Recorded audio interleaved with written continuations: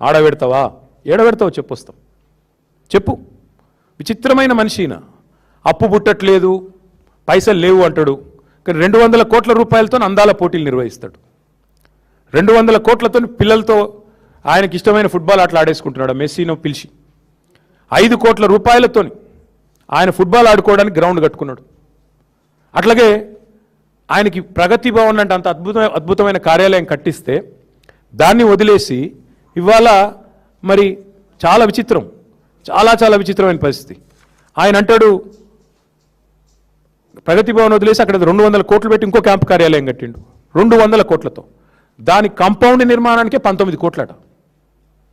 Compound wall నిర్మాణానికి 19 కోట్లు, మొత్తం 200 కోట్లు. కానీ అర్ధరాత్రి పోయి దొంగచాటుగా గృహప్రవేశం. తప్పు చేయకపోతే బాజాప్తా చేయొచ్చు కదా. అర్ధరాత్రి గృహప్రవేశాలు ఎందుకు మీరు మీ శ్రీమతి? అదే ప్రైవేట్ ఇల్లులాగా. అంటే ఎంత చెండాలం. అందుకే అంటున్నాను నేను, ముఖ్యమంత్రి విసిరిన సవాలుకు నేను రెడీ. మా పార్టీ తరఫున నేను వస్తా. చేసేదే చెత్త పాలన, దాని మీదకి వెళ్ళి చర్చ అంటాడు. వెల్కమ్. వరంగల్ చౌరస్తాలో పెట్టుకుందామా? ఎక్కడైతే నువ్వు రైతు డిక్లరేషన్ అని చెప్పి నువ్వు మీ రాహుల్ గాంధీ వచ్చినరో అక్కడికి వస్తావా? పెడదామా చర్చ? లేదా అశోక్ నగర్ చౌరస్తాలో పెడదామా? 2 లక్షల ఉద్యోగాలు అని చెప్పి రాహుల్ గాంధీ డైలాగులు కొట్టిన అశోక్ నగర్ చౌరస్తాలో పెడతావా? తెలుసుకుందామా? రైతు మీదైనా నిరుద్యోగుల మీదైనా దేని మీదైనా సరే టాపిక్ నీ ఇష్టం, ప్లేస్ నీ ఇష్టం, డేట్ కూడా నీ ఇష్టం.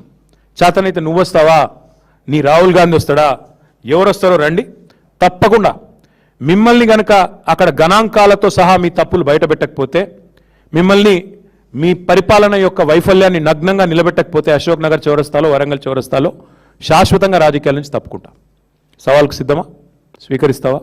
అంటే ఒక్కటంటే ఒక్కటి చేయకుండా, రైతు డిక్లరేషన్లో ఒక్కటంటే ఒక్క మాట కూడా చేయకుండా ఇష్టం వచ్చిన మాటలు, ఇష్టం వచ్చిన డైలాగులు, చండాలపు మళ్ళీ కూతలు, కారు కూతలు.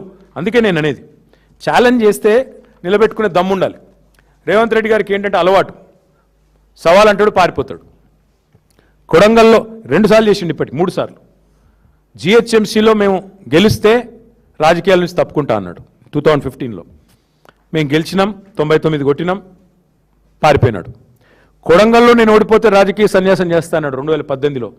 ఓడిపోయాడు, ఇంట్లో కూర్చున్నాడు. 3 నెలల్లోనే సిగ్గుదప్పి మళ్ళీ పార్లమెంట్లో నిలబడ్డాడు. మళ్ళీ మధ్యనే ఒకసారి అన్నాడు, రైతును రాజు చేసుకుంది ఎవరో తెలుసుకుందాం రా, దమ్ముంటే రా నువ్వు ప్రెస్ క్లబ్కి అన్నాడు. నేను సరైన పోయి ప్రెస్ క్లబ్లో కూర్చుంటే నేను కళ్ళు కాంపౌండ్కు రాను అని ప్రెస్ మిత్రులను కూడా, మీ ప్రెస్ క్లబ్ను కూడా అవమానించే విధంగా దాని మీద కూడా మాట్లాడినాడు.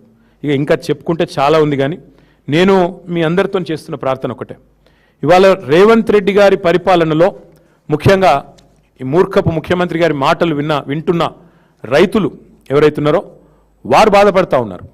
ఎందుకంటే వారికి అర్థమైపోయింది ముఖ్యమంత్రి గారికి సభలు పెట్టడం, అది కూడా ఎకరానికి ఒక సభ, 1 ఎకరానికి రైతు బంద్ వేస్తే దానికి ఒక సభ, సభలు పెట్టడం, రోత మాటలు మాట్లాడడం, బూతులు తిట్టడం తప్ప ఆయనకి ఏమి చేత కాదని అర్థమైపోయింది. ఒకవైపు రైతులు ఏడుస్తున్నారు రోడ్ల మీద పడి, ఆ యూరియా యాప్ తీసేయండి నాయన, ఏమీ దౌర్భాగ్యం, మా దగ్గర కనెక్టివిటీ ఉండదు, స్మార్ట్ ఫోన్లు ఉండయి, ఆ యాప్ ఏంది, దాని లొల్లేందని నిజామాబాద్లో, కరీంనగర్లో రైతులు ధర్నాలు చేస్తున్నారు రోడ్ల మీద. కానీ ఉలుకు లేదు, పలుకు లేదు, కనీసం పట్టించుకునే నాదుడు లేదు. ఆదిలాబాద్లో ధాన్యపు కుప్పల మీదనే మన పాండురంగాన్ని రైతు ఆత్మహత్య చేసుకుంటే బోత్ నియోజకవర్గంలో మేము పోయినాం, అందరం మా ఎమ్మెల్యేలు మేము అందరం పోయినాం.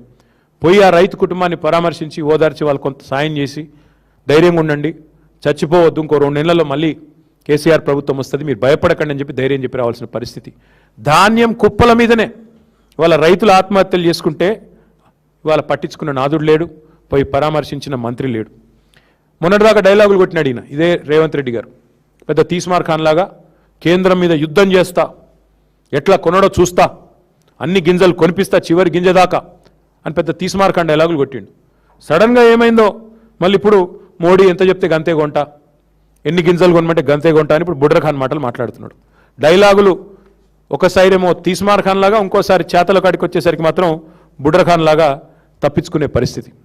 వాళ్ళ రైతులు అడుగుతున్నారు, వరి కొనవు, మొక్కజొన్నలు కొనవు, పత్తి కొనవు, ఏది కొనవు, జొన్నలు కొనవు, మరి ఎందుకు నువ్వు ఉన్నది, నీ ప్రభుత్వం ఉన్నది ఎందుకు?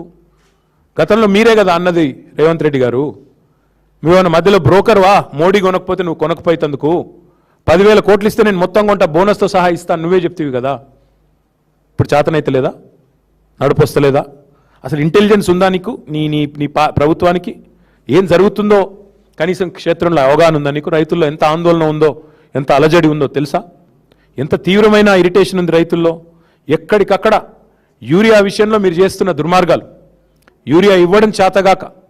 ఒకనాడు కేసీఆర్ గారి పరిపాలనలో ఆటో డ్రైవర్కి ఫోన్ చేస్తే పొలం కాడికి యూరియా వచ్చేది. కానీ ఇవాళ మీ అద్భుతమైన పరిపాలనలో యూరియా కోసం బారులు కట్టాల్సిన పరిస్థితి, లైన్లో చెప్పులు పెట్టే దుస్థితి. 10 ఏళ్ళు చక్కగున్నది, ఒక్కసారి ఏమైంది అంటే సమాధానం చెప్పే నాతుడు లేడు.